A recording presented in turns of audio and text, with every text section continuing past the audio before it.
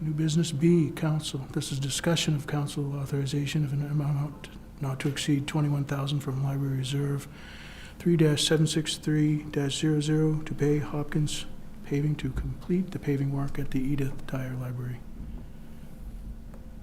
Public comment. Council discussion. None?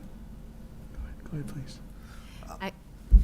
I'm sorry. I No, don't know go ahead. who he was pointing to. No, go ahead. I just wanted to, we kind of all lumped it all together in the last discussion when we were talking about the pricing. But the point of this particular item would be just to remind everyone that we had set aside funds in the budget for the paving at the library.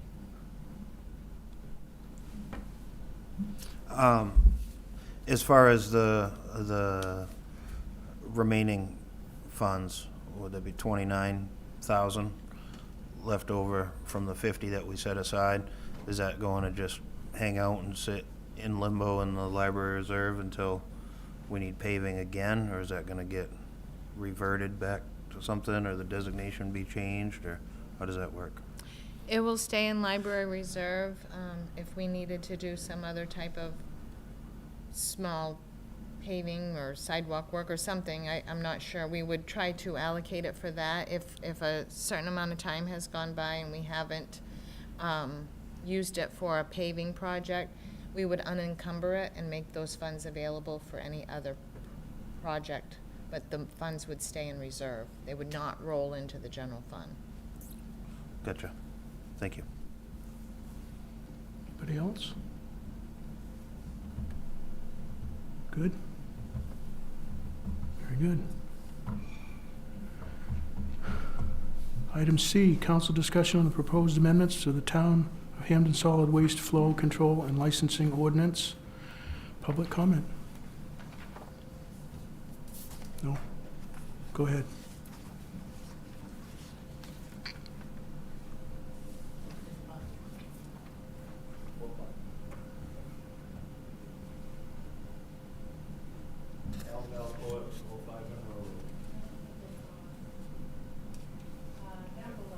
Oh, it says push, huh, in English.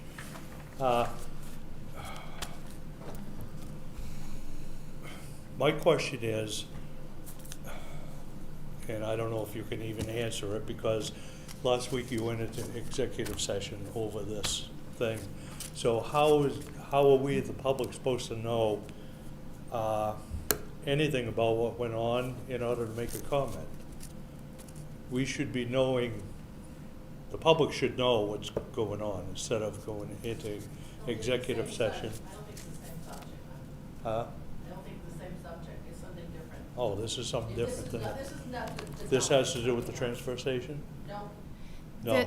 This, solid waste. this is an ordinance that we adopted in, I think we rewrote it 2018, I'm not exactly sure now, 2017. Okay. Which dictates where solid waste that is generated in the town of Hamden has to be delivered to. All So right. by state law, we're allowed to direct where the trash from Hamden goes. Okay. And as members of the plant, the Fiber Rights / Coastal / now it's Municipal Waste Solutions, we are a member, we're one of the 115 Yep. members of that. That is the chosen facility to accept our trash. Okay, so, thank you, but it would have been nice to have that discussion between the council first instead of putting it out to public comments. Because the public, like myself, had no idea, so, until now. All right, thank you. Thank We'll you. Shut this off.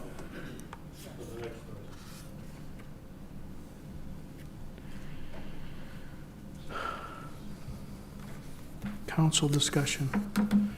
I'd like to start, if the public's done. I'd like to start and ask this. This is the first time we've seen the redlined version. I heard you talking about it before. Does this last several sentences of your memo hold true? It says, it should be noted that the substance of the ordinance is not being amended.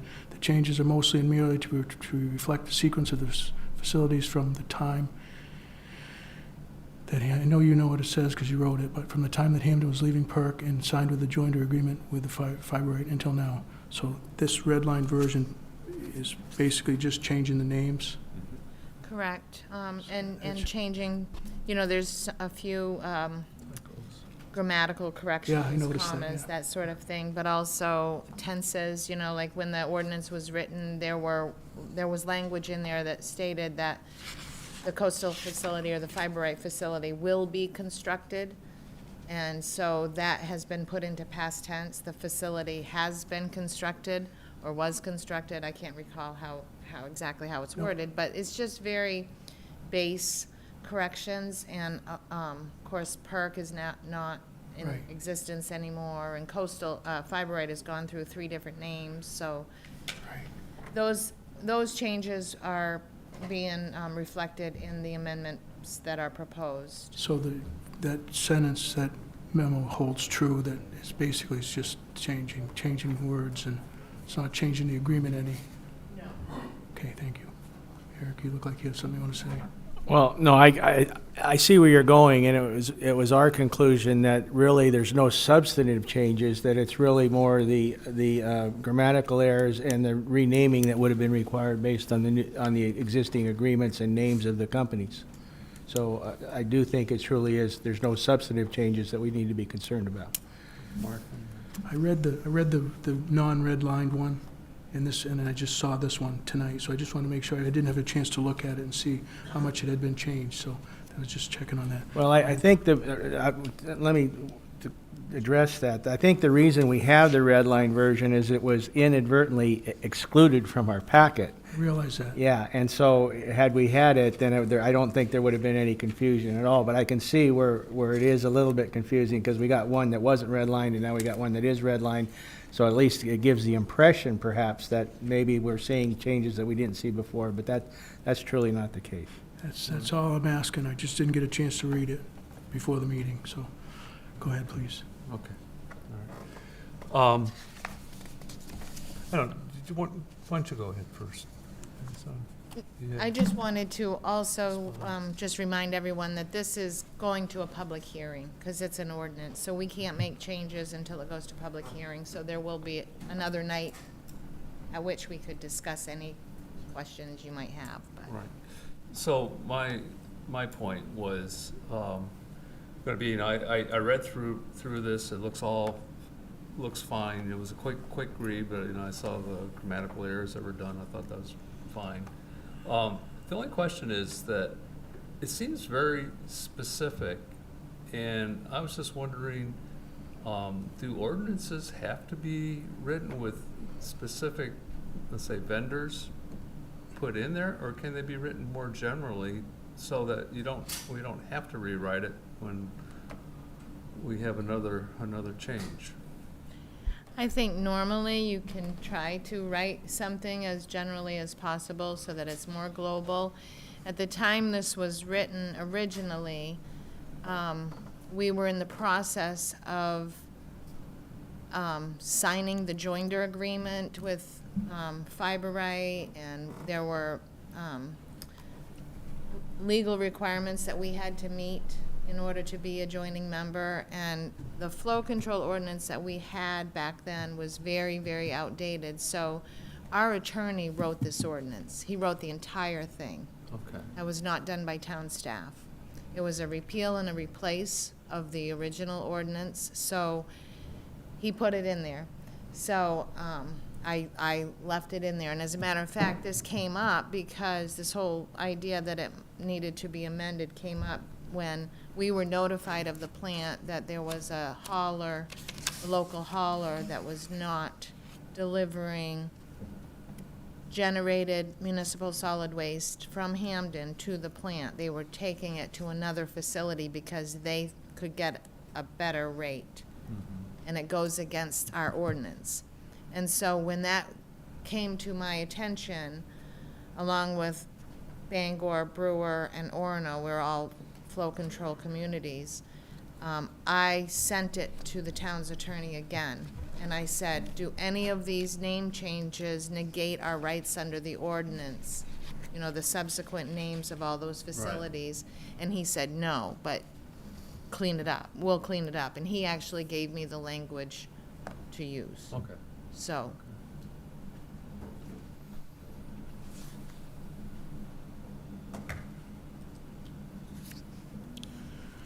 Next item.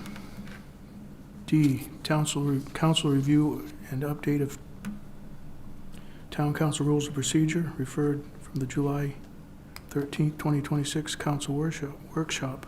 Excuse me. Public comment?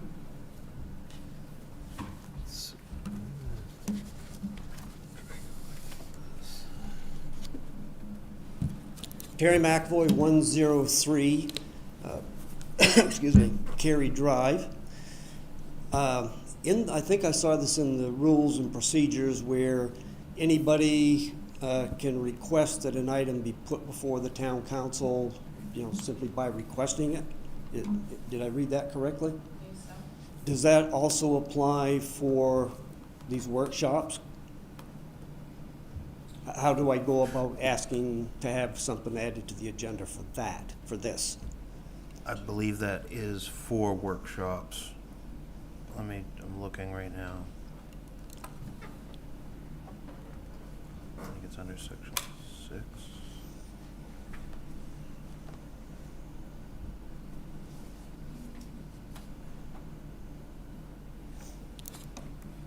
I could be wrong.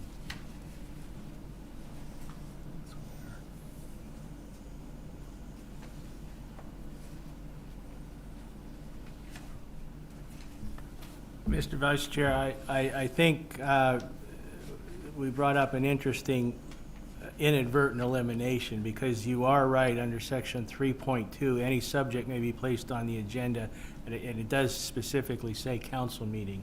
And I don't think that was ever the intent. So I think I'm going to write down that suggestion that, quite frankly, I think the same rules that apply to putting an agenda item in a council meeting should be available on for the workshops as well. I would agree with that. So my reading of it is that's probably an inadvertent slip, but I think you're absolutely right in pointing that out. Well, Thank you. I appreciate that, because that aligns with my opinion that this is not a council meeting. Yeah, So- so I'll make sure, and I don't know who's going to be tracking the changes, but I'll make sure that gets in Thank you. for consideration. One other issue is, I don't recall seeing anything in the rules or, the procedures or policy or anything like that regarding counselor communication with their constituents. One of the reasons I'm here tonight is because I sent my town councilor, Cubberly, 3 emails in the last 4 or 5 weeks and got 0 response. Now, they were either ignored, or I guess we can blame it on IT and saying that these, just didn't show up. That was why I was asking for, the FOIA the other day. But I would rather ask you directly, did you get my emails? I responded to you today. Did you read my response? Oh, you responded today? I responded why I didn't respond before. Okay. I give you an explanation why. And Paula can confirm the fact that I was not attending the meeting on July 13. Can you explain the gentleman I'm why? not, no, excuse me, I don't care why you weren't here, that's not the point. No, but you, in your email, you also accused me of not being professional because I was not attending that meeting. So this is why I'm asking Paula to explain why I couldn't attend the meeting remotely, because I was not in the country, I was abroad. Can you explain the gentleman why? So, Councillor Cubberly did try to remote in, even though she was in Paris and it was midnight. She was trying to remote in, but our system was not letting her in. That was a legitimate, verifiable IT issue that was not Councillor Cubberly's fault. She contacted me, the town clerk, and Kanishko. However, Jen had Matt and Jen had already gone home. I was in the meeting, and Kanishko didn't get the message because she didn't have his direct phone number. So she was trying to access the meeting. And I think prior to that, I think the emails that you had sent to her, you spelled her name wrong, so. Right. In the beginning, Yes, weeks and weeks and weeks ago, and I So- corrected that. Yeah, so that's all I know. Okay, But I so- do know, I can verify that Counselor Cubberly was trying to access the meeting. I appreciate that. That doesn't answer my question Well- about the emails. And if you did respond to me, if you did send me one, I checked my email at 4 o'clock this afternoon, and there was nothing there. So maybe it was after I left. I don't know. I'll go responded back to and it, look. all of your worries, I responded today. It was at 4:05 PM. Okay, so it was after I looked. Terry, also, as I know you've been a counselor in the past, we have 3 counselors at large, too, so if you ever have any question, you can call me. You know that anyways. No, I email do know me. that, and I appreciate that. However, I would prefer that my counselor be Gotcha. responsive, than, at large. That's why you're there. So, Gotcha. I appreciate it. Thank you. Paula, you had your hand up before, you all set? No. Anybody else have anything they would, they, 2 out there. I think there's someone in the audience. There's still public. is it still public? It is, yes, I'm sorry. Go ahead, please. Totally got thrown for a loop.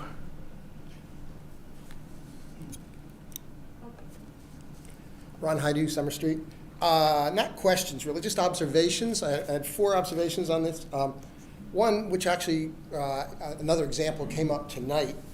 Under the Article 3 agenda, normally we have the public comment listed first, and I know a couple of times on fairly complex issues, and I know the council has modified this. We've taken the public comment period after a council discussion, just so that people can make informed comments. So I don't know, is there flexibility in these rules to be able to, depending on sort of the tenor of the room, to move the public comment period to either before or after council discussion on a topic, like Al stood up today, so I was just, I'll tell you why I didn't change it. I haven't changed anything tonight, is because this is just a, I assume you've obviously read this. right. So you should, I would think that you'd have your comments ready Right. to, and if we do if we do council discussion and then public comment afterwards, we typically get more public comment based on the council discussion, and we have to go back and forth on that. Yeah. So if as long as I'm doing this, so I think there's flexibility. I'd go with the rest of the council. And but- it seems like that's been the case in the meetings that I've been at. We've jumped it around, and that's great, so. Second comment was on the executive sessions, and this came up just the other week there with Councilor Jarvie. I know we had a discussion afterward about, so a couple councilors missed an executive session and couldn't talk about it in the public session, and they didn't really feel like they had enough information to vote on something. And so we kind of talked informally about, can you call an executive session out of sequence, out of agenda, to kind of clarify with councilors who may have been absent from a previous executive session. And I think that's a great idea, and we should try to keep that flexibility, but I don't know what Robert's rules allows or what the council allows. But I assume that item there on item, what is it? Looks like J, under section 3, is that put in there specifically to allow that flexibility? We're trying to allow for the fact that the agenda can be modified to move an agenda item where it's more appropriate. Right. And what we faced at that particular point is the agenda had already been approved Right. with where the executive session was, and we recognize the shortcoming in that and are trying to provide for the possibility that we need to make exceptions to that, yes. And you had mentioned that there might be some obscure rule or something that would allow to revisit that halfway through the agenda to schedule an executive Correct. session there. Correct. So that's great. And for example, Ron, if I might also respond to that. For example, there have been times where we've had the town attorney here, so we'll have an executive session Right. at the beginning of the meeting to allow for him to travel back. Oh, or sure, same yeah, Same thing with absolutely. town staff, so we don't make them sit through until the end for Yep. the purpose of an executive session.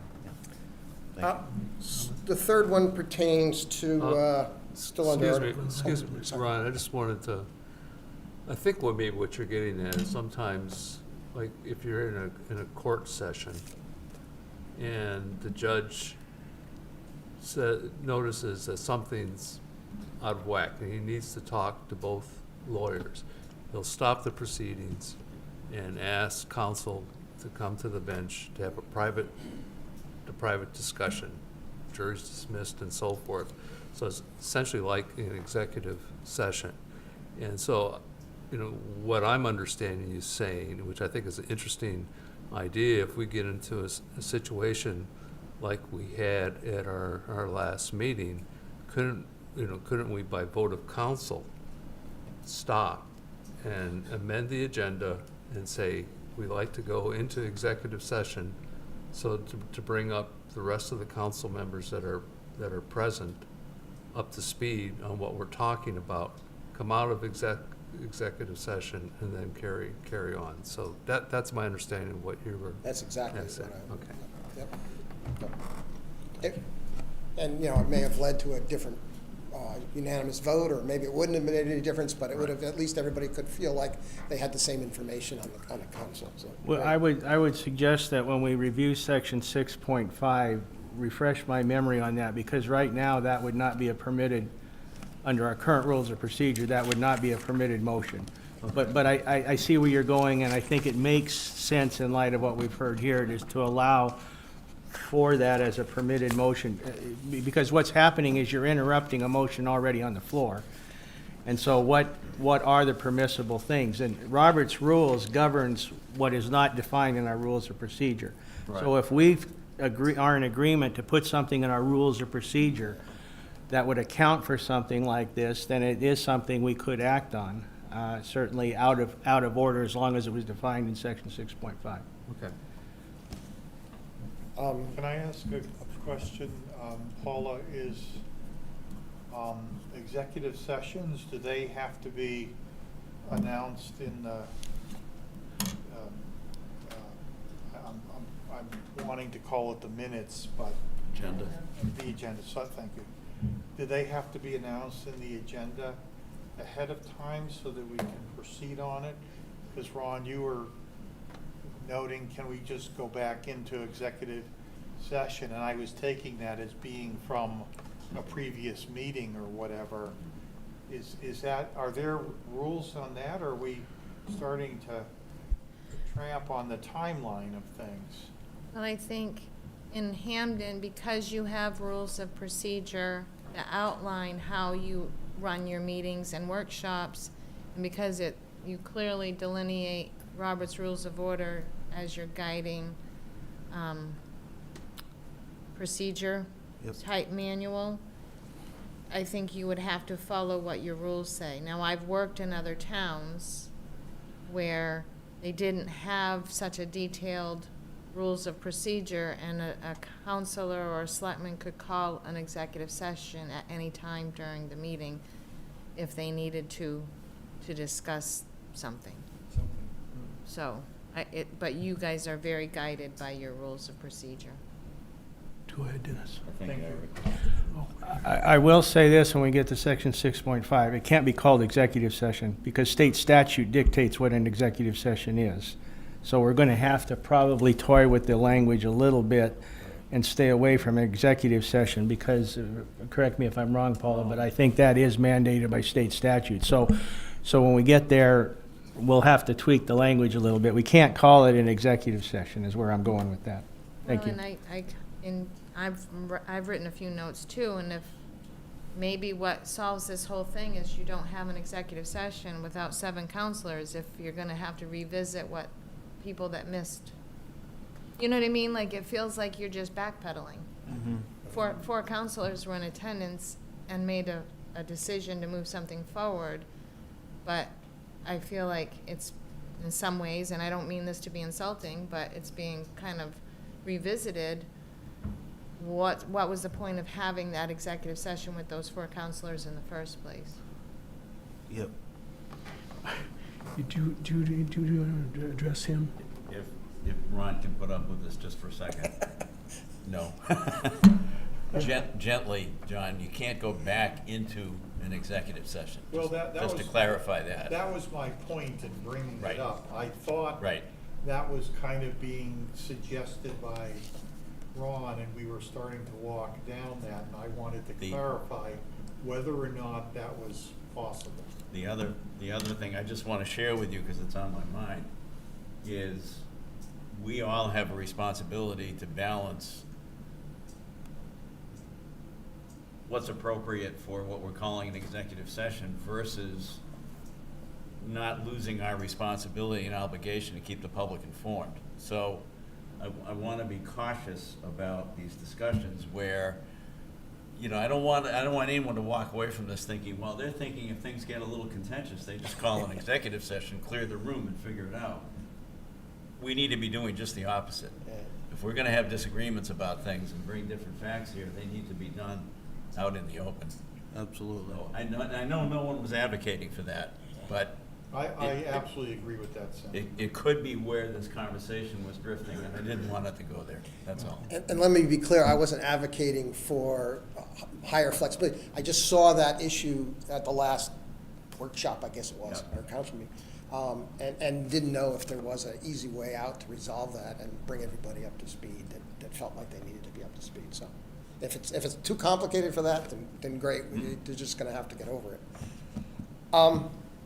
The third one was this, where am I? F, Roman numeral I, under section 3.7. Council and I think this is great, I just not really sure how it works. Council deliberation, a council member may yield to comments from the floor where additional information / expertise may be relevant to the deliberations. So are we talking about an outside of a normal public comment period, that we're gonna engage in a discussion from the floor? I think that's great. I didn't know if you really want to entertain that or what. Do you see that as Go ahead. I don't know the workable? answer. F? I think one of the reasons that is included is that very reason. We realize that in holding public comments before discussion, that oftentimes, particularly if ultimately we want to limit the amount of that in the original discussion, that there's times where we need to essentially go back out to the public and ask for their expertise or input. And we've never really provided for that. Robert's Rules does provide an opportunity to yield the floor. A council member can yield the floor, and so it was my intent in at least suggesting that to make it an explicit part of our rules of procedure, that when it's pretty apparent that we need to get some more information from the public, we now have an avenue to do that. Okay, I applaud that, that's great.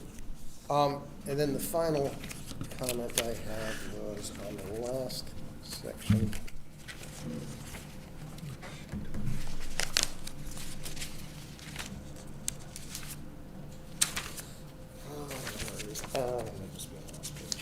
Yes, Article 7, 6.1, council members may serve no more than 2 consecutive full terms.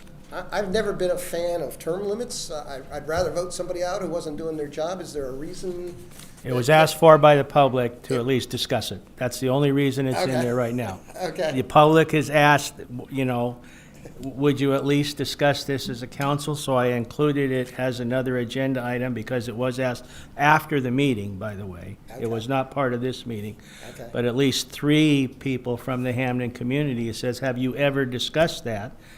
I reached out to our town manager, and she's not aware of any such thing in other communities, but again, because the public had asked for it, I thought it was worth a discussion. As I say, I'm not a big fan of term limits. Well, I for- think for- yes, I understand where you're going, but that's why it's in there. Okay, Yep. great, thank you very much. Thank you. Thank you, Ron. Yep, go ahead.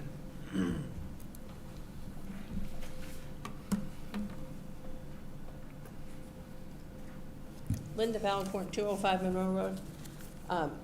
This is interesting, but it would be better if it does. I do know that there's documentation and there's verbiage online to read, and I did go through this information. But it would be more beneficial to the public if this was discussed among the council prior to the public comment, and also for the, unless you want to do the public comment and then have a comment afterwards, because sometimes the discussion brings up actual items that you'll need to address. There was something on, I think it is Article 3, it said something about the delimited time for the individuals of the public to speak. I think it's 3 minutes. I don't know why we should not have that go to 5 minutes instead of 3. And the other comment I had was, they stated that comments, while they are noted, will not be answered at that meeting. Is there a time that something that is brought up at the meeting would be answered? Or how would you get an answer to any question you have? Would it have to go through an email? I mean, that would be the only way you would get a response. It wouldn't be from the council at any time, workshop or at the council meeting. Am I, Where don't was that, address Linda? that too? Well, I think this is very timely. I mean, this is the first thing I was gonna bring up during council comments, but since Ron, we just were answering Ron's questions, which we're not supposed to do underneath. the way Right. This is written. But unfortunately, when people come to speak publicly, they want to know these answers and they I- don't get them. I totally agree. So I'm gonna address this further, I think, during council Okay. comments. Very good. Um, I think that's the I only will, one I had. I'll touch on a couple of those things, like the public comment portion of a town council meeting is, I think, different than public comments on these workshop agenda items such as Okay. tonight. That's why You during. could take something off topic at that time, right? In a council meeting. Yes, in a council Off the- meeting. Not on the agenda. Not on the agenda. You But could- would you could- actually get a response? Typically, no, No. not during a meeting. It would be, like, you could come in and say, I noticed the stop sign is missing at the end of the Monroe Road. And it'd be, okay, thank you for bringing that to our attention.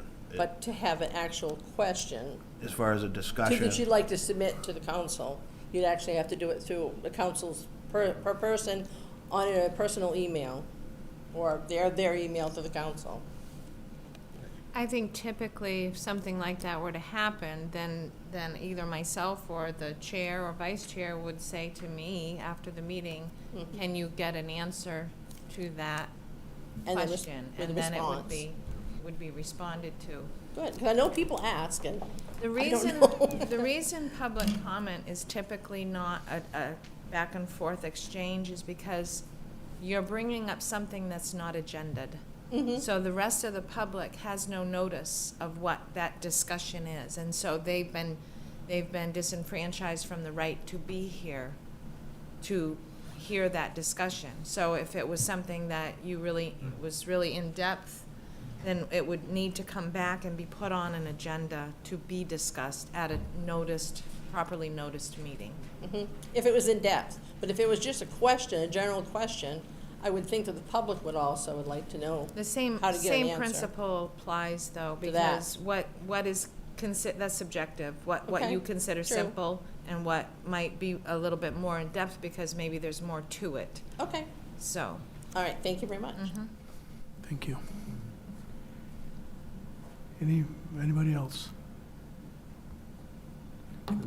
Okay. Now, let's have council discussion. You go first. You sure can.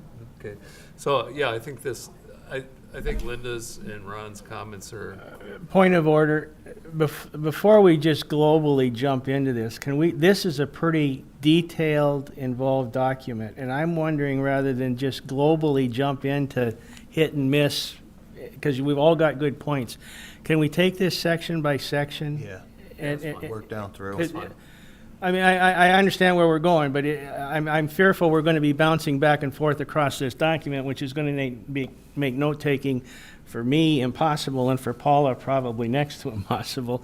So I would just ask that we go, Mr. Vice Chair, if we could go section by section? Sure. You seem to be, you seem to have authored this, so why don't you lead the conversation? Well, if there's no objections from my colleagues, I certainly don't mind leading it, but are we okay with that process? yeah, I'll You're- remember my comments. Okay. In your absence, Dennis, we decided we're going to go section by section. Okay. Are we done with public comments? We're going to Yeah. council Yeah. discussion? I think we are, yeah. Just to be clear. Thank you. Good point. Okay, are there any suggestions from council relative to section 1.1? Basically, is just defining when we start to do elections. Gotta work my finger here a little.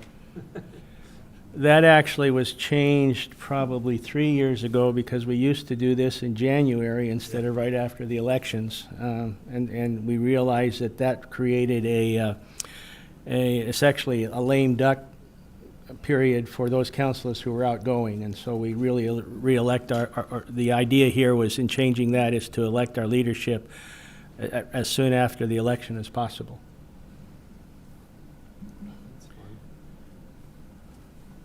Okay. Section 1.2 is election of the vice chair.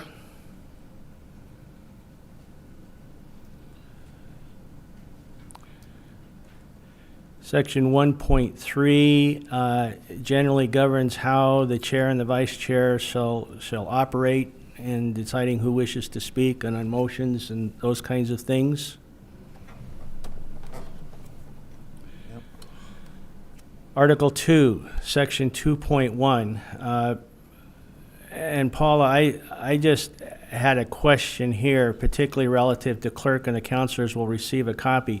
It seems to me, I'm not sure this is, so that's what that's about, Paula, and I guess you need to address that. So, this is in charter, that council shall act by order, ordinance, or resolve. So this language echoes charter. But also, every vote is a resolution, and all your minutes are dated by date of the calendar year, 2020. Oh, no, we're on 2.1 now, which is, Right, okay, yep. all right. So, 2.2 is the forms of order. right, but this is referring to it. Okay, go ahead then. So- I'm sorry then. That's okay, and it's referring to, that it shall be dated, numbered, and signed by the town clerk. So your minutes are, the resolutions in your minutes are dated 2026-01, whatever vote number it is of the year. Correct. So it's dated, and then the minutes are signed by the clerk, typically. So it's a little bit loose, but I think the intent is there. You guys sign the council orders, and then the clerk attests to them. So like every year when we do our housekeeping measures about who signs the payroll warrant, and whether or not we can pay certain vendors every week, like motor vehicle and state agencies, you guys sign the council orders. Now, I don't believe the clerk has been sending a copy of all of those orders to every counselor, but we can certainly go back and Well, send. and I guess that's the point. In lieu of how they're documented, does the language and the town councilors will receive a copy, is that really necessary, or is that in statute? Yeah, no, that is not in statute, that's So just, I think the suggestion is there, because of the way we can do things right now, the best approach might be consideration that it's all a matter of public record through the minutes and everything already, and it would just, to implement that is just another task that the clerk would have to be, so that specific suggestion is simply to strike the counselors receiving the copy. Mark, I might, Mark or Eric, I'm not sure who, Yeah. yeah, I'm sorry. It just says receive a copy. It doesn't say whether it's a written copy or electronic copy. So you might be reading too much into that, my suggestion. Well, I suspected, because of when this was originally, that was a hard copy. Yeah, but it doesn't say that. But you're right, it doesn't say that. So if we left it in there, then the electronic version would be suffice under there. So I think there's reason to keep that language there. and I might suggest, rather than the word will, just leave it in, change the word will to may. And that would leave it the ability to request it from the clerk. And I think How about that? that would cover both. Okay, thank you. Anything else on section 2.1? Okay. And then you've addressed 2.2, thank you. Paula, is there any other questions from counselors on What, on 2.2?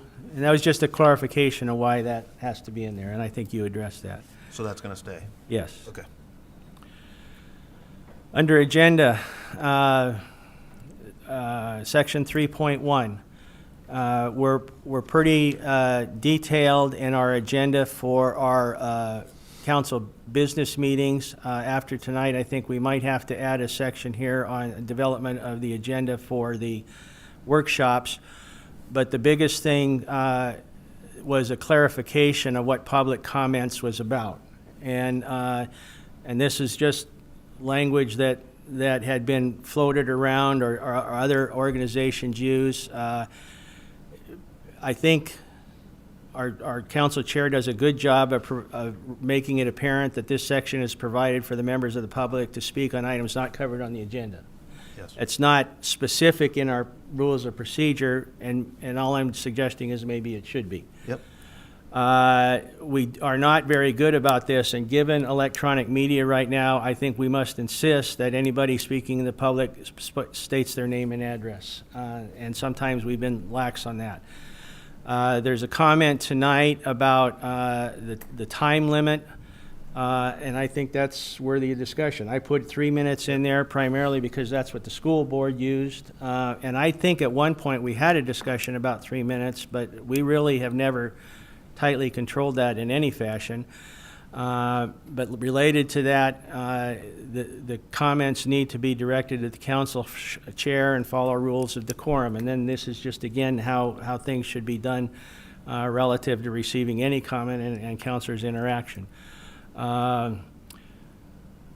Comments are a matter of public record, and questions from council, well noted, will not be answered at the meeting. There's been some question as to what we want to do with that tonight. So, and then I think the other thing is, whenever possible, supplemental material should be provided. And I certainly, members of the public have utilized this to our advantage and provided us with detailed supplemental materials. And I think that's very important that we allow that and encourage that on behalf of the public. So, Right.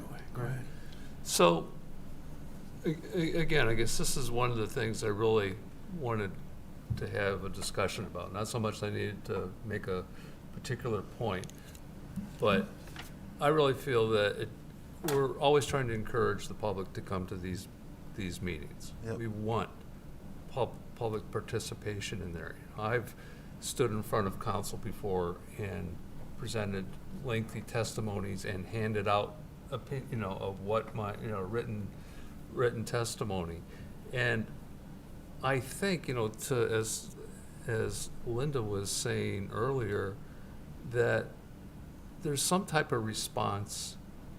The public needs some type of response, and to say that we're not going to answer the question during the meeting, that may be, because I understand why we want to do that, because we want to limit time.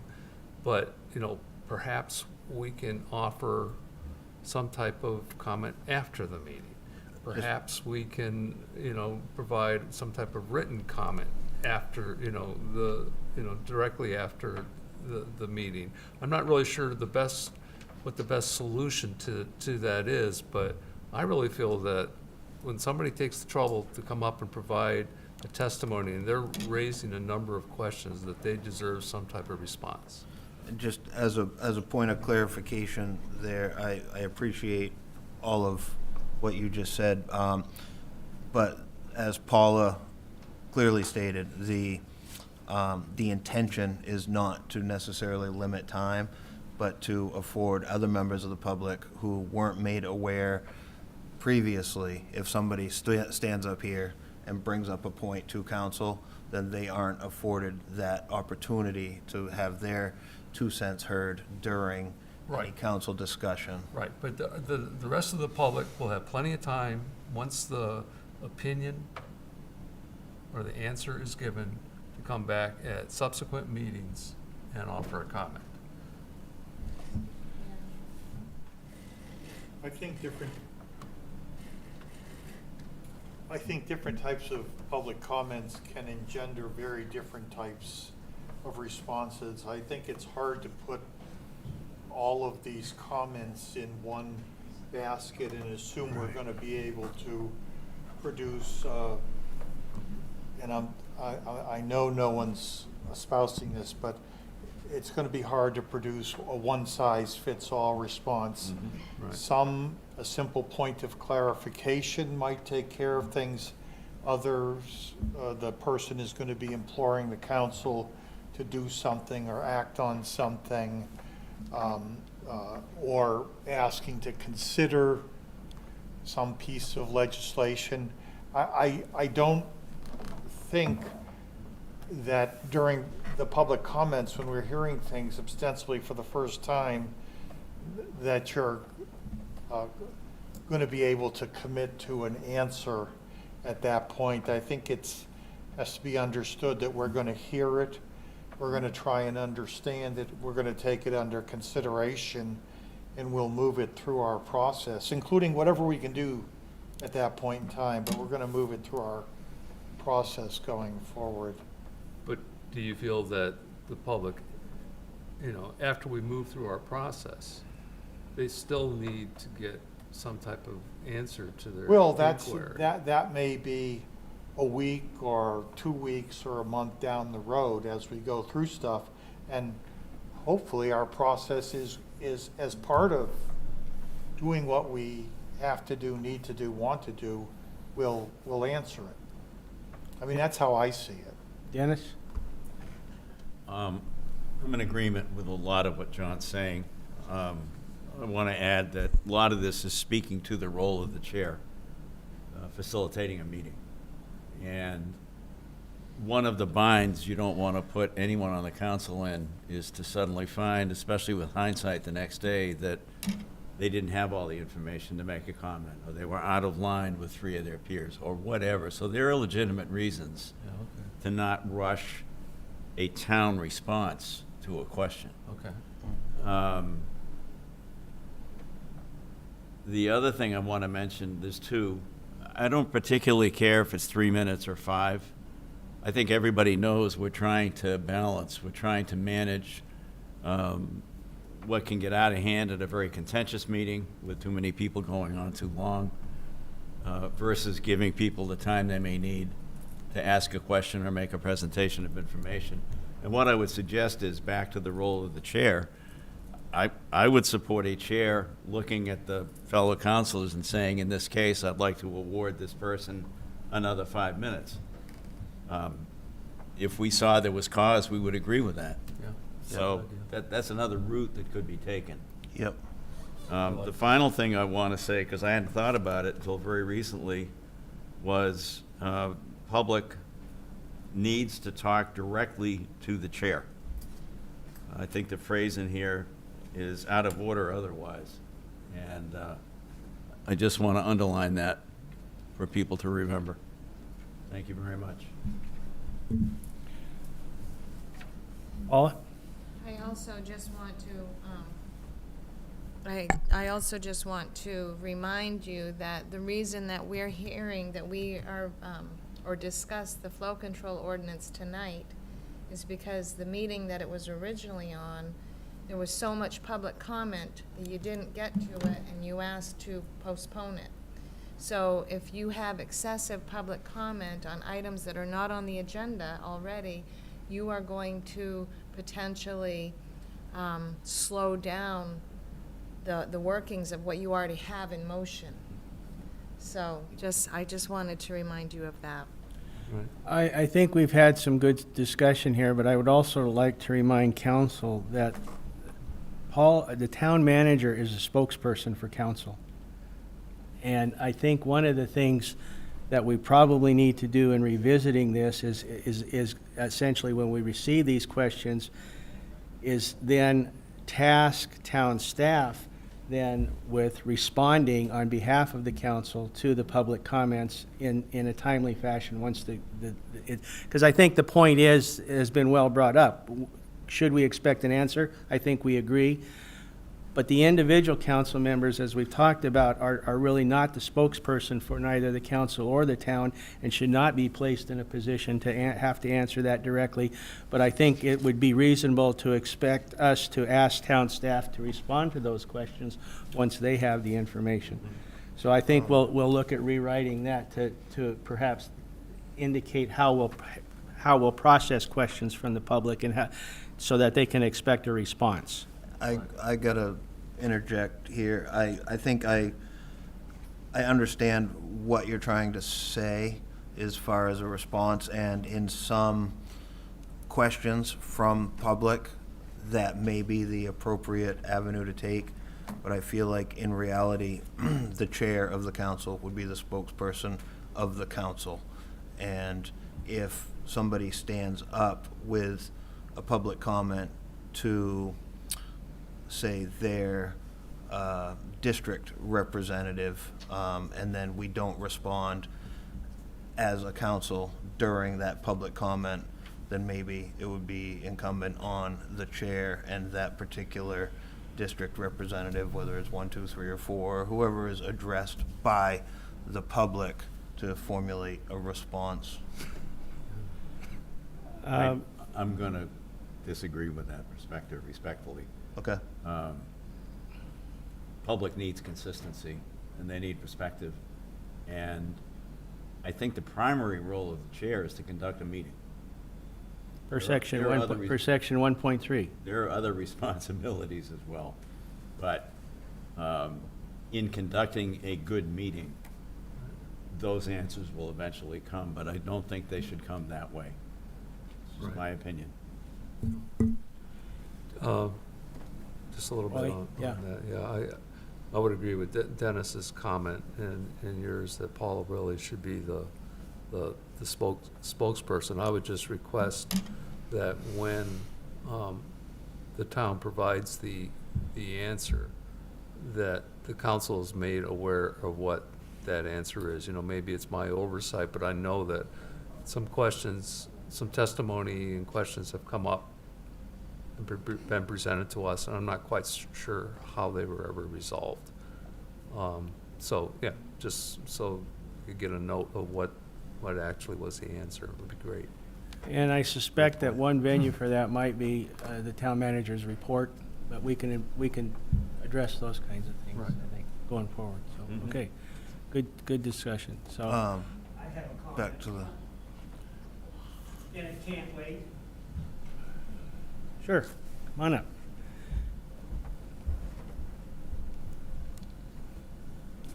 Actually, two, but the primary one is Paula is not my primary contact for information or responses from this town, from the town council, or specifically my town councilor. I didn't elect her. No offense, but her opinion about anything really is irrelevant to me. What is important is my town councilor's opinion, their position. That's what's important to me. So if I ask a question to my town councilor, or even to the council in general, I damn sure better be getting an answer from a town councilor. Now, whether it's the chair or whoever volunteers to do it, but I expect an answer from my elected officials. Second one is, just briefly, as far as people coming up here and identify themselves, we talked about this years and years ago. I don't think it's a wise position to have somebody come up here and necessarily give their address. That's kind of a sanctioned doxing type of thing, especially if it's an opinion that is not, widely, supported elsewhere. So, anyway, thank you. yep, I can appreciate both of those comments. Other comments on this section? Yeah, the 3 minutes, that's something that where I completely understand, the reason for it in a venue where we are trying to invite people to come in to share their thoughts. If it's not clearly stated that they may be allowed more time at the discretion of the chair, maybe we should bump that to 5 minutes, as to not. Well, the notes I've taken were to amend that already, Okay, that it can be extended at the discretion of the chair, meeting chair. okay. And That's then what I heard. to section D2, name and address, maybe name and town of residence, rather than physical address? Absolutely correct. And I think the way it's been done is your town of residence, because we don't want people from Boston in here taking up our time. I think. people from where? Well, the fact that address is absolute, we shouldn't be asking for the address. I absolutely agree with that. Thanks, that's a valid concern. Thank Yep. you. And that's been noted in the notes. Okay? Anything else? Yeah, oh, I'm sorry. You know, I was thinking about Terry's and Paula's comments, you know, combined, and, you know, I agree that individual counselors, if they're asked a question, they should be responding to their constituents, but at the same time, we're not really speaking for the whole, our opinion is not speaking for the whole council. So I'm just wondering, you know, going forward, if there might be some type of hybrid with that, or maybe just understanding that, you know, let's say my opinion is this, but, you know, the town, you know, the rest of the council, you know, may be providing a slightly or completely different, you know, opinion. Mm-hmm. So I think it's a fair, you know, a fair comment, but, you know, I can't speak for the rest of the rest of the council though either. I think you brought up a valid point. How long does that go? What do you mean? We've sat here and received questions from the public that have extended on ad infinitum, and then there's a risk of it becoming a back and forth between the member of the public and the council member, correct? That's why I asked that the public address the chair and not direct No, comments at councilors. I'm talking about the final answer that the council gives to a particular question. Okay, Okay? So which may not be given at the meeting at all, so. okay, all right, so so we do need to potentially debate, and I would invite my council colleagues to supply language at any time. I'm more than happy to include it, to help address some of these things, because you've all brought up some very, very valid points, and I suspect that after tonight, this is going to go through another workshop.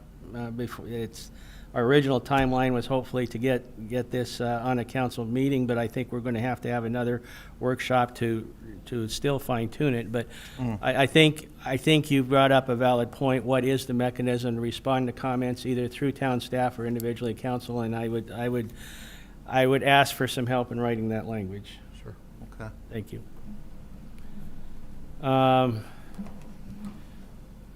New business G was to address the idea that originally the language is no new business will be acted on at its first reading and will automatically be tabled except by a majority vote of council to suspend this rule. So so the way it was originally written, council could act by a vote to consider something at its first reading. And when we talked to Paula about this, there are special circumstances and time-sensitive items where it does come before council at that meeting.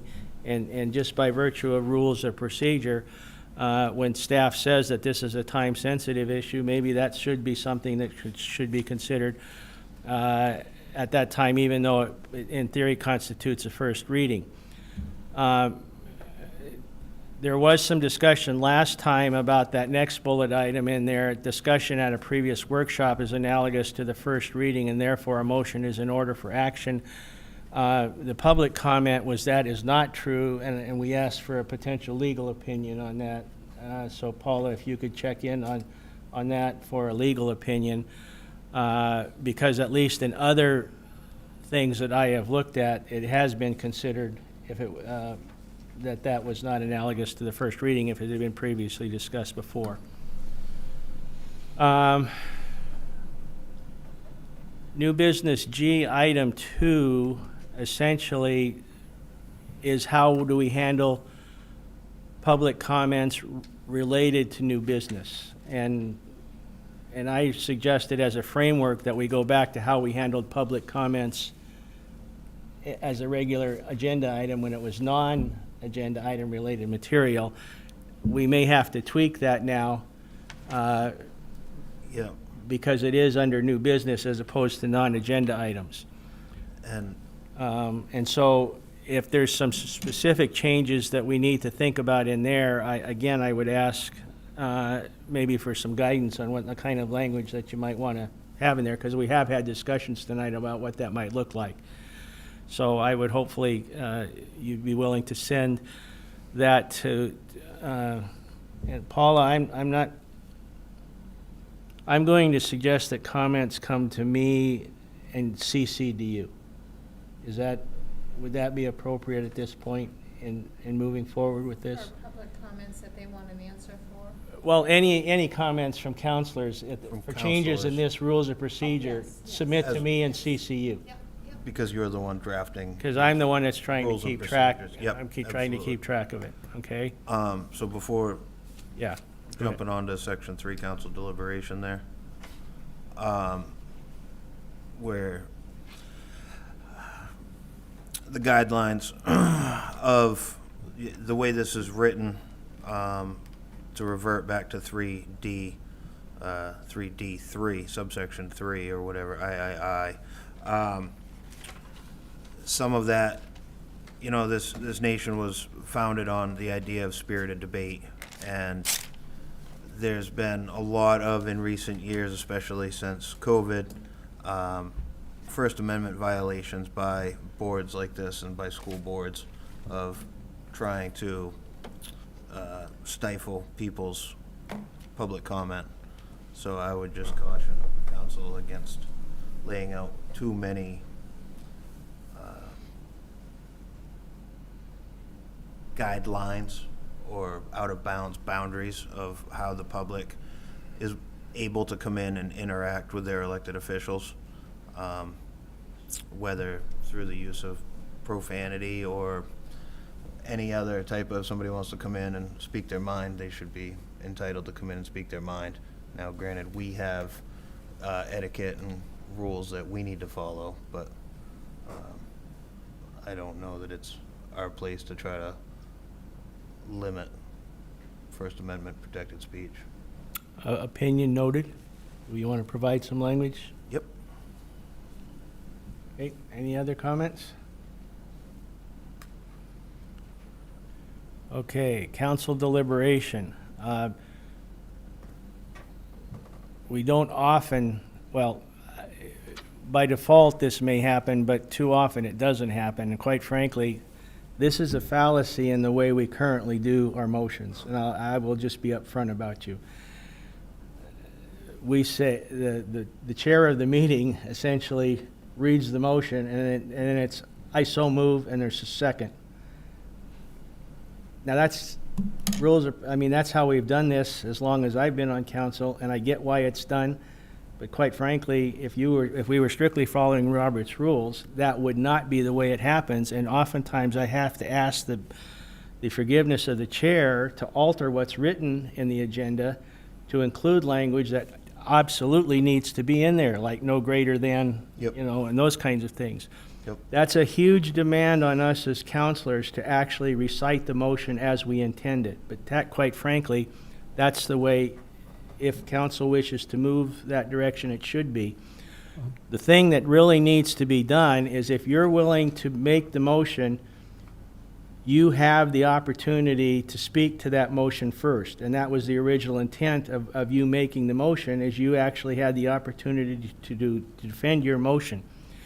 And I think whether we continue with our current procedure or we choose to go some other direction, whoever sits in the chair position should always allow the maker of the motion to speak, have the privilege to speak to that motion first. Eric, a question. On other boards that I've been on, usually the chair actually requests for a motion, isn't that? They would entertain a motion, and that it's actually illegal for the chair to be making a motion. That has to come from others, or is that not? Well, quite it's not frankly, right? for the chair to make a motion, they have to yield the gavel. Right. Yes, yes. quite yes. frankly. That's what You're I was absolutely getting right. at. Yeah. The way, if we were doing it correctly, our agenda item would be more global in nature, and then the chair would ask, is there a motion? Right. To which time the counselor would state the specific language of that motion, and then there would be a second. This is also where I think we need to allow for the fact that we've already discussed that there's probably an appropriate time where a council member may yield to comments from the floor to help clear something up or clarify a situation, particularly when they're providing information and expertise, which may not be relative to any information we have. And so that's what's in there right now. And so I think we need to think about how we want to approach this as a council moving forward, and how, in fact, we act on motions, and ultimately then that impacts what our agenda. Now, I'm not saying we necessarily have to change the agenda item, but a chair might be more global in just saying what the agenda is. And quite frankly, the council member could probably use that language then as their template for developing their motion. Right. Paula has. So Paula. I think that's how it was intended originally. I mean, I never worked in a town that wanted the agenda item so exact in order to help make the motion as when I came here. And that's not a slight, but I'm just saying that sometimes, sometimes it's very hard to write the agenda item to capture what it is that somebody might make for a motion. And it's really, this should be a guide, and the motion Right. should come from you. Right, right. From the mover. Dennis? I like where this is going, and I don't have the perfect verbiage yet, and I probably never will. But if the agenda came to us night of the meeting with the substantive content of what needs to be acted on, with appropriate reference, if there's one to a town ordinance or one to a state law or something that none of us is going to have off the top of our head, then we should be able to word that in such a way to make a coherent motion that can be acted on. My only detailed question has to do with amending things. So if it says Agenda 1 is A, and I made a motion that changed the wording a little bit, would I have to seek permission to amend the agenda before I made a motion? Under this process, the agenda is actually just a suggested topic reference. Right. And the council members should probably, would use that as their template in crafting their language. That would not require an amendment in the agenda. And once the motion is on the floor, an amendment is always in order to clarify that or to change it in some fashion. Yeah. Okay. Yep. Wally? Just an observation, the way that we've been doing it, where the chair actually presents the motion, is really efficient. It's very efficient. It moves it along, and when you start having individuals make the motion, in my experience, most people kind of fumble around for a while to get the wording right, and it really kind of drags the process. And that's why I There's a want lot more amendments and that's to it. why I want to caution us about changing. But if you go back and review all of our council minutes for the past 9 years, but I'm going to go specifically to when I've come back on the council, in general, there's 3 people three councilors who make the motion and second it. And- Right. Okay, and if I was out in the public, I would say, well, okay, what's going on here? I know, I have to laugh because when I first came on, I was watching this where Kiki would, second it, and then I go, wait a minute, anybody can second this. And so I offered it, and I got this strange look from Kiki, what are you doing?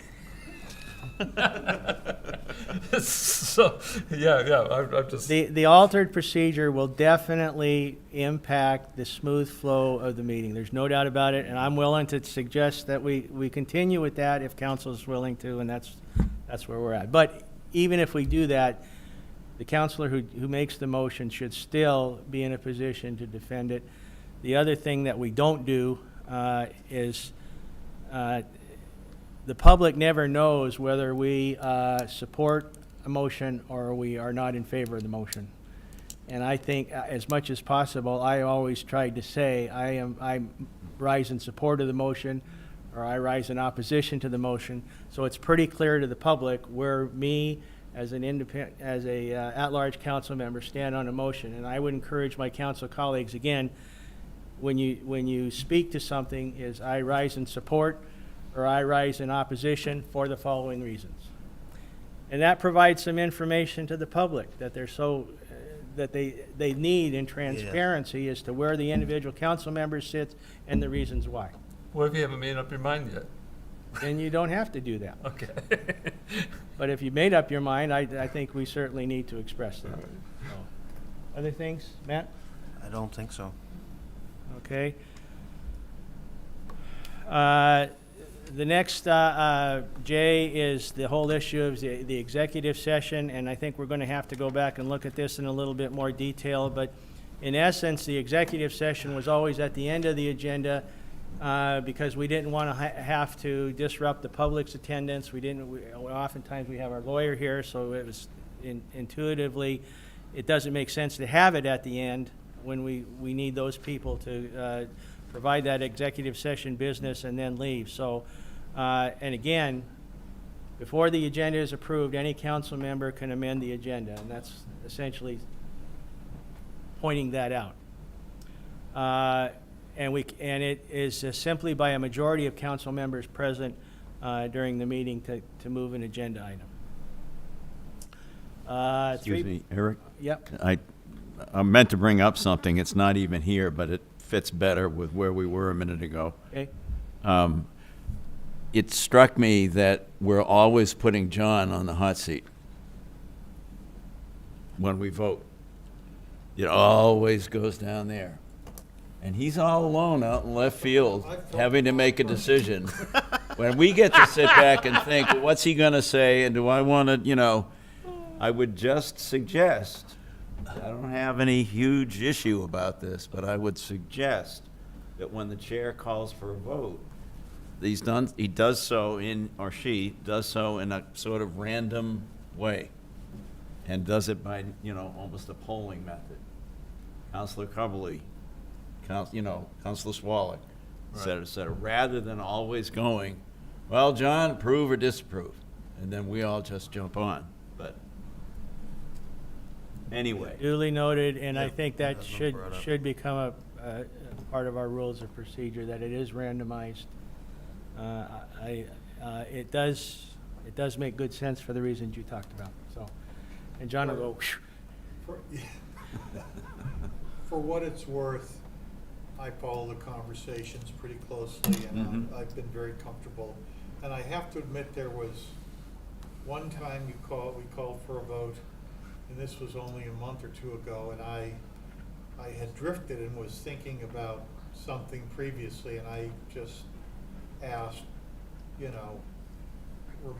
forget how I said it, remind me, where were we, whatever. But other than that one time, I felt very comfortable, and I knew what I wanted to do, and so I appreciate it, but I wasn't really feeling any For pressure. the record, I was not trying to insinuate anything like that either. Yeah, no, Will, if you had insinuated it for one time, you would have been exactly right. okay, section 3.2, we've already received input that we have to address the opportunity for the public to add agenda items to workshops. I think that's the major change that will be included there. And in an analogous fashion, when a member of the public asks for something on the workshop, then who recommends it would be on there as a matter of process as well. As far as the member of the public or the counselor at which they've sent the request through? Because they can request directly to Well, in the that town case, it comes manager. from you. Okay. If the that doesn't change anything if the recommendation for the agenda item comes from the counselor, even if it's passed through from one of your constituents.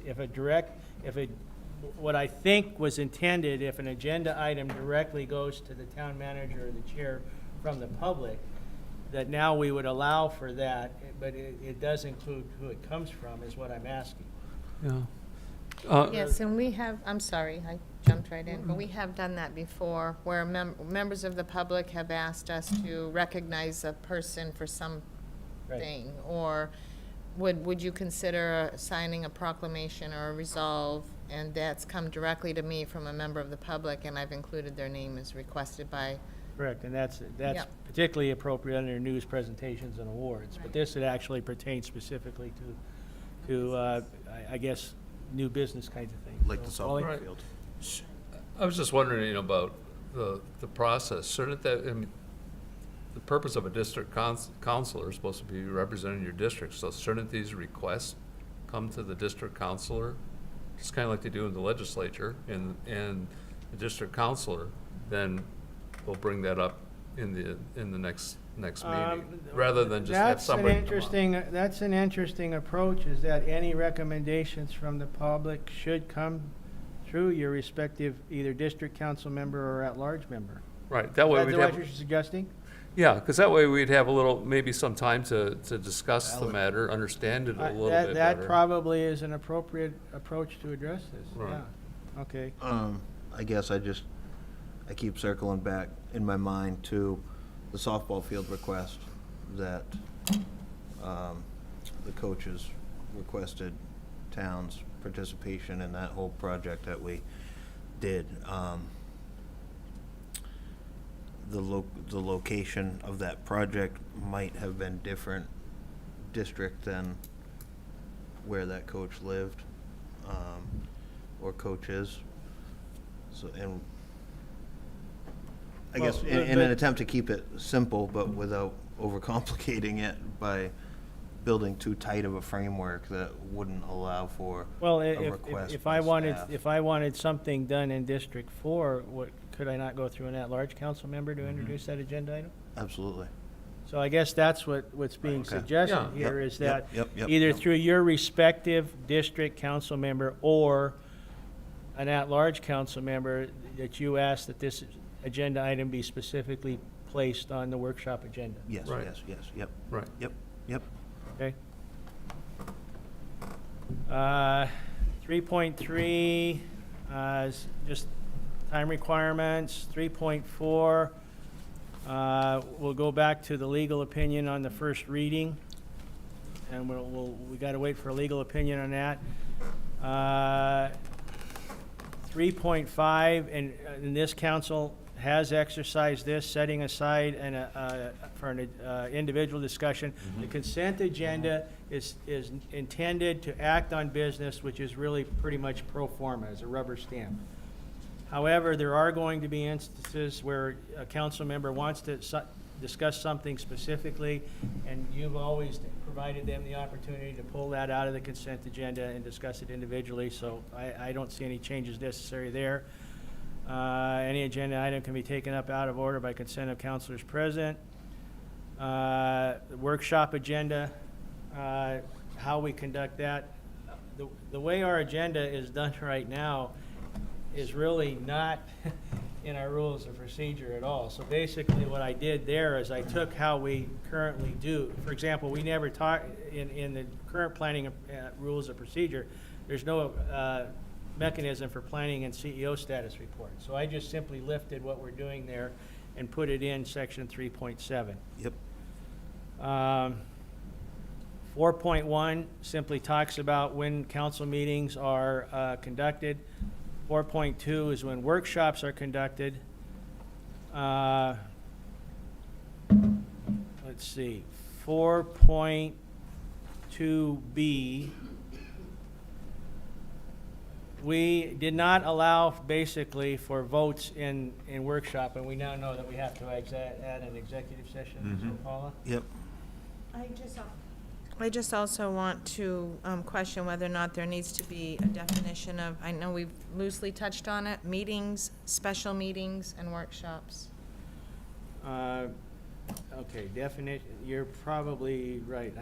Definitions of meetings, special meetings, and workshops. That's section 3.7. Okay, I'll go back and we'll look at that, because I don't think I even talked about that, yeah. However, D, in my mind, should be struck in its entirety because we've never specified the fourth Monday as to the specific agenda. And I'm looking to Paula, I don't even know why that ended, I think I know why it ended up in there, but it's not, our workshops have always been open to whatever subjects were important to address at the time. Correct. I think when we very first went to the workshop structure, we were trying to alleviate that always having a fourth meeting of the month. Okay. So that's where that came from. Do you recall that? And so we said, well, let's limit it to matters that pertain to infrastructure or economic development, that type of thing, that might need more discussion. But I think, to your point, as time wore on and items came to me or staff that we needed or felt that we needed to bring to you before an actual meeting, in the interest of time, we've just included other items besides infrastructure and planning and And development. quite frankly, now Amy's reports are always on it, no matter what workshop. She's always on the agenda item. Right. Okay, so right now, it looks. I would support the idea of just striking that section. Okay, good. Joe? Oh, I'm sorry, John? Yeah, I agree. I think limiting it to Mondays it's just a limitation. It actually could result in a time delay. I think you could do it the second Monday or the fourth Monday. I think we're all here, we're all capable of doing all those things, any of those Mondays. And so in an effort to move things along, I would strike the fourth Monday idea. You know, we just gotta be cognizant when you're loading up the schedule and you're on the fifth page of the schedule, you know, maybe Okay. hold off a little. Section 4.3, to my knowledge, workshops have always been optional in attendance. We certainly encourage everybody to attend, but right now in rules of procedure, workshops are optional, but will be counted towards attendance for those who are in attendance. Any suggestions there? Okay. And this is what Paul is referring to, section 4.4 and probably even 4.5, is we need some clarification on definitions of what constitutes a special meeting and what constitutes a workshop. I think the ad hoc, in my time, that I only remember an ad hoc committee being put together once. But I think we should still keep it in there, just on the off chance Yep. we need it. Yep. Anything on, okay. Section 5 is meeting decorum. As a matter of courtesy, it's just keep our cell phones off, those kinds of things. I personally believe that 5.2 should stay in our rules of procedure on the off chance that we haven't thought of something, but it's covered in Robert's rules, and it will allow us to handle that. Agreed. 5.3, the only thing there is, I say, as a point of emphasis, is we need to remind both members of the public and the council members that we address the chair. We don't get in verbal debates with each other. And anybody's in disagreement with that? And this is just meeting, not workshop? I would say, what are your thoughts? I guess my thoughts are, our workshops are intended for the free flow of ideas, back and forth. Okay, so meetings only doesn't apply to workshop, is what you're suggesting. Yes. Bring your bad behavior to the workshop, is that gonna be the motto? Wally? I guess it's a little bit confusing. I agree that we should, address the chair, but if I'm trying to address something, question or statement that another individual counselor raised, that, I can ask the chair for permission, but I still can, I don't know, do we really need to talk in like the third person to the chair and not directly? If you want it struck, I think there's some merit in open communication and open debate and First Amendment and all that kind of good stuff. So if, I'm just saying that probably came out of Robert's rules originally, is that you address the chair. And I think maybe if the verbiage was in a way just to, shoot, I drew a blank. Address the chair to open, to be recognized for speaking. Right, And that's and then, the way I and then, interpreted it. once you're recognized by the chair, that the microphone is yours, you can address any and all counselors if you wish. Right, or Paula. Or Paula, yeah, Right. or a department head if they're standing up to, but rather than just addressing a department head at the podium, you would be recognized by the chair first before engaging in. The only thing I would add to that, I Yep. like where it's headed, Yep, but we would each basically get sanctioned to speak by, in essence, getting permission from the chair. Right. And I think when we do that, it'd be helpful at times to specify what's coming next. In other words, Mr. Chair, I would like to address the point Councilor Chance made earlier. Something other than just my turn to go and I go. yep, Yeah. You know what I mean? yeah, yeah. So it sounds like we don't need to change anything here, other than just perhaps how the chair recognizes council members. The one thing that's a little bit more difficult in a small body like this, and particularly because of the way we hold deliberations, is that technically the chair should try to balance deliberations between those in favor and those against. Yes. I know that's difficult sometimes, but I would certainly encourage whoever's sitting in the council chair to try to provide for balanced deliberations on any motion on the floor, which is why, and again, it's not always evident, or maybe you're undecided, but you got to get your opinion out there, agreed. Let's see. John? Eric? Oh, I'm sorry, John? I'm a little ignorant, is that a requirement or a suggestion from Robert's Rules of Orders? Or where does that come from? The attempting balance? Robert's rules is the one that suggests to try to have a balance in deliberations. Okay, I think that the fear is, and we see this in Augusta on committee meetings, the last people to speak are oftentimes in the position to really drive the vote, and there's no balance between pros and cons. It's, the chair sets the speaking order, and if you've ever participated in one of those, you go, well, what the heck's going on here? I was 72 minutes ago, and the last speaker is the last 10 speakers are diametrically opposed. So, when possible, there should be some balance, is all Yeah. I'm suggesting. okay, no, Yeah. Yep. historically, I just didn't know that, so I learned something, thank you.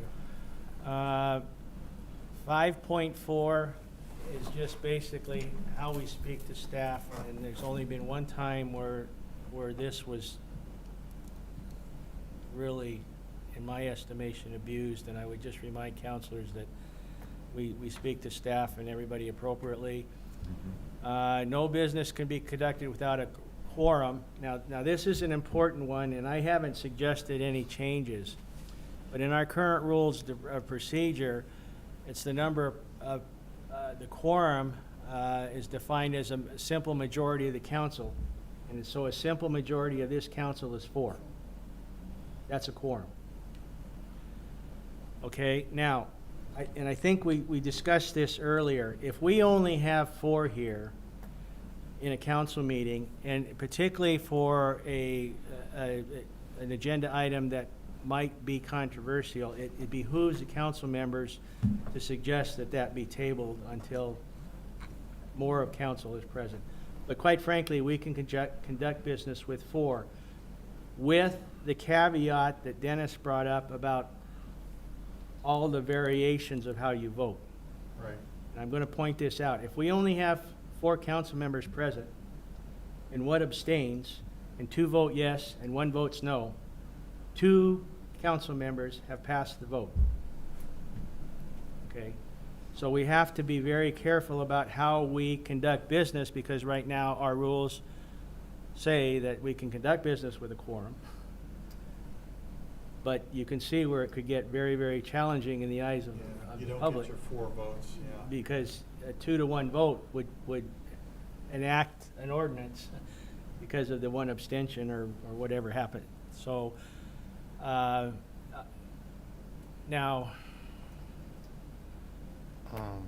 the way that, the way we might handle this is if the chair sees that we're down to 4 council members, with the consent of council, we may not even make the motion. We should automatically just move it to the next full council meeting and not even approach this. But in the course of debate, it may become apparent that it needs to be tabled, and that would provide that venue. But I'm open to the thoughts on anything. Can I Yeah. bring up a recent situation? It was in executive session, so I am not going to mention anything specific. We had 4 council members present, and there was a motion. It was presented as time sensitive, and listening to the discussion, it was. So after discussion, there was a vote. It was 4-0. Nobody abstained. We all heard what had to be said, and it was passed. I was personally comfortable about it. I didn't talk to any of the other council members who were there that evening, but is that something you would Okay, have well, tabled? let me clarify for the benefit of the public. Thank you. There never was a motion, because we can't vote in executive session. Oh, What there was oh, was what am I? no, there was a request, how does the council members present wish to proceed in this time-sensitive issue? Okay. There was never a formal motion. Right, There was you never, know, you're because right, Yeah, you're right. okay, so for the members of the public, we didn't violate our rules, because there never was a motion. Yeah, excuse So- me, we, But the We four elected to the go four who ahead. were here agreed that the time-sensitive nature of this dictated that a portion of that discussion did need to be considered at the next council meeting, which led to the challenges we had there, incorrectly. I understand that, but that's what came out of that. But we did not, it was not a formal motion because we couldn't do that. yeah. So, any other thoughts? Dennis? I just want to offer support for what you were saying about how to conduct this and the different votes, postponing, tabling things for Yeah. reasons that, if you wrote that all down, I would go yes. Thank you.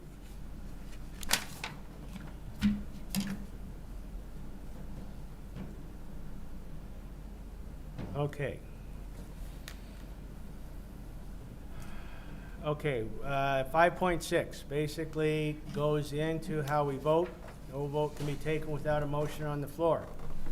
Matter of fact, no business can be conducted without a motion on the floor, which, for the benefit of the public, means we can't even open discussion until we've got a motion on the floor, which is why we're having this whole discussion about how, in fact, we need to do motions so that we can begin to have the discussions that we need to have. In the past, the chair asked all in favor, all opposed, but there's been, and then the current rules of procedure allow for those present. And the modified language is actually to strike that and ask, and go to an alternate form, which is abstention, recusal, or present as the last choice. Yep. Now, I will remind council that I came on here under a special election in February, and you had a very significant discussion on a very, very important issue, which you voted on at my very first meeting. There was no way I could have been privy to that discussion because I wasn't on council. And in fact, I voted present, and I remember some of you looked at me and said, what's going on here? There is a provision for you simply to vote present when you are not in a position to essentially vote either in favor or opposed. But what's more important is that there are other things that other ways you can vote. Abstention is when the council member is present and it's counted towards the quorum, but you opt out of selecting yes or no. Now, you can see very quickly where if somebody voted, in this case, to be abstention, and there was only four members in the quorum, we're down to 3 voting members. So you can see how this kind of impacts it. But anyway, that's what an abstention is about. Basically, it's employed when you lack sufficient information or wish to avoid being the lone dissenter. I mean, that's possible. Or have a minor division of interest without rising to a strict conflict of interest. The next one is recusal, which is the highest standard of non-participation. You are removing yourself from debate and deliberation. Recusal should be declared at the time the motion is made, and you should excuse yourself from the dais. Really? Okay? Why do we have to excuse ourselves from the dais? It seems like, I'm just saying how it would normally be done. okay, all right. And I've had to do that, believe me. There's been a chair Seen who's it done a lot. pointed me down there and said, you're off the dais. So we have used this in the past, but normally that's how it would be done. Obviously, you can't vote. It tends to pertain to conflict of interest, but there could be other reasons. But quite frankly, when I've usually seen it used, it's when there's a direct financial conflict of interest. In my case, it was a personal conflict of interest, and so you're essentially avoiding any appearances of bias, and I think excusing you from the dais is just eliminating that perception is what I think is meant by excusing you from the dais. And we don't have to do that, I'm just. No, I'm just curious, will we have to leave the room? No, no. No, no, no. Simply go Just down sit to the down. audience. Just Okay. join the general public It's again. like what Peter did I- when he, I don't see anything about the chair or the council voting to make that determination. This is kind of the honor system. I see this when we announce we have a conflict. You're right. At this point, in the proposed language, council doesn't approve or disapprove that. It is an honor system. I think we're in a little bit of a difficult situation for council to make a decision when there's a conflict of interest, but we could do that if you wanted. But you're putting that council member in a very difficult position to say, you must vote. It is my opinion. If there's a No, conflict of no, interest. no, wait a minute. What I'm saying is there may be in time when another counselor or a majority of the council or multiple counselors feel that another counselor has a conflict of interest. That other counselor has not recused themselves, they're sitting here. Yeah. And I don't see any language addressing that. We had an instance years ago, and this is, I won't name the names, but I'll tell you what happened because it's minor, but it's indicative, where there was discussion by council about whether or not to enter into kind of a contract with a private vendor. And one of the counselors involved had a close family member who was a part of that initiative.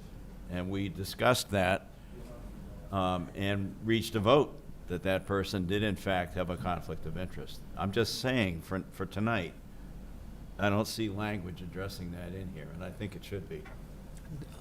Wally? Yeah, to address Dennis's point, wouldn't that just come up as a point of order if someone on council felt that the other counselor had a conflict of interest, and then that would be discussed? Do we need something other than that? So I don't know all the details of the maneuverings, but what you're suggesting is the mechanism may already be there. You just take advantage of something that exists and say, Right. this is So what wait a I minute, point of think. order. Okay. I'm gonna, I'll let the Roberts Rules guy respond to that. John? yeah, if you told another counselor, I believe you have a conflict of interest, you then have to put into place a mechanism to address that if the person did not agree with you or really wanted to fight that perception or judgment. So, and I think that's another layer of a can of worms. I'm not sure we, Why wouldn't that be debate and then a vote? Right. Or well, it's- I guess it could be, Well, but it's not something I've experienced on this council. okay, my Robert's Rules side of me says that's a huge conflict because you've already got a motion on the floor that you have to act on. So you couldn't take a separate vote on conflict of interest with a motion on the floor. Right. could it be tabled until we? Could be tabled until that was resolved, but because those in essence are two separate distinct topics, you couldn't do a vote outside the current motion on the floor unless it was tabled and it came off the table. I will look into that. Quite frankly, in my experience, it's always been left up to the individual, but I see where you're going. And calling a point of order as to whether there is a potential conflict of interest is certainly, I'll look into it and see. And Paula, we may have to ask Tim's opinion on this too, because this is really, it's worth looking into. I agree. Okay.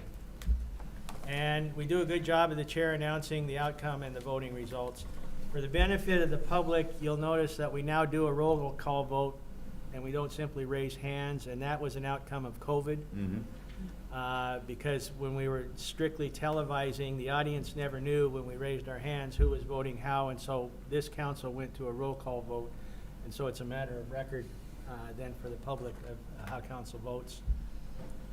And a motion will only be judged to pass when a majority of those vote in favor. So again, a 2-1 vote could essentially result in a motion passing. Section 5.8. Love your suggestion. I don't know why Started 10 tonight. PM was in there, but that is brutal to our staff. I think I know there was a time when they probably went to 10 PM, but essentially, council meetings shall not extend beyond 8 PM without unanimous vote of council present. And at least in my conversations about what's gone on recently, there's only one instance where council even went beyond 8 PM. So, Yeah. quite frankly, I think we're doing a good job of getting our business done in a timely fashion so we can get staff out the door. We'll have to change our bathroom break then. So maybe tonight. So. No, from 8 o'clock. 6.2 is alternating between someone in favor, someone opposed, and we've talked about that. Let's see. And then let's go to Article 7. And again, I know this was brought up, and I think and again, I have no vested interest in this, except we solicited input from the public. And this is the one thing that clearly, at least 3 members of the public said, have you ever thought about council members being limited to no more than 2 consecutive terms? And I wanted some explanation. At least what they gave me is that, well, if you sit out a term, then you can come back on the council again. And I at least at the time said, well, I'm willing to put it on, but let me give you my opinion. We had a tough time getting council members to even run. That's right. But it's worth a discussion because the public's asked for this. So take it away. Yeah, well, I would speak in opposition to it for some of the reasons you just said. I think it's difficult enough to get people to step up, and serve on council. And the other reason is that there is a bit of a learning curve here. I'm still struggling on things and what I can do and what I can't do. What's in my purview. So it takes a while to get going. And I think if you have a really good counselor and they're serving the public, they should be able to continue to serve the public. And I agree with the statement that John made earlier. If he's doing a lousy job, people can vote him off. Other thoughts? Dennis? I've always felt we always have had term limits, and it's called voting. Touche. This is just I don't know what you call it, a point of order, but I'm not sure this should be Article 7 in the town council rules of procedure. Everything else Article 1 through 6 is, how do you conduct a council meeting? Who do you address? So on and so forth. That's a good point. This would probably have That's to a be a good point. charter. I This think, is- I think it yeah, It probably would, yeah, you're right. It would have This to. is like, you Yep. know, I'm reading this and it's like cat, dog, you know? This is just a totally Yeah, different animal. If we even wanted to consider this, you're absolutely right. This would be a charter. It Yep. wouldn't even be in rules of procedure, so Yep. that essentially kills it in rules of procedure anyway. Yeah. It is interesting to your point, and believe me, I understand that we struggle. But at least one of the public comments was, well, and I'll pick a district, if District 3 had no candidates because of term limits, isn't somebody going to step up? As opposed to just letting the incumbent stay there. And I had no response to that. It was their counter to my argument about we struggle to get candidates to run, is all I'm saying. Right. Well, as a District 3 representative, nobody stepped up. Well, I mean, I'm sorry I chose that. No, that's okay, but no, I'm just saying, Yeah. nobody Yep. does necessarily step up. And I think we need to be very, very encouraging to reach out to the public and encourage them to run for office, because we do need candidates. So, okay, so that's where we're at right now. Some of you are going to provide input to me and copy Paula. And with what we've done tonight, I'm going to suggest to our vice chair that this be recommended as another workshop agenda item at our first workshop in August. That'll be, I think, the 10th, as for continued discussion on the updated language. I do think, from a timeline perspective, for the counselors that are present, I think we owe it to whoever is elected in November that we brought these rules, procedures to closure. I don't think this is something that we should be hanging on. But I think we're on a good timeline. We've got a good start on it, and I think we can accomplish that. So, with that, I'll turn it back over to the Vice Thank you, Chair. sir. This time I would entertain a motion to enter into executive session pursuant to 1 MSRA subsection 4056C, economic development, to include the town manager requested by Chair LaChance.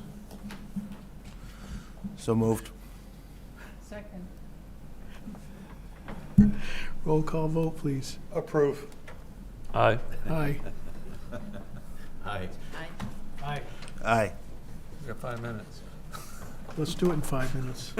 We're still in the 10 p.m.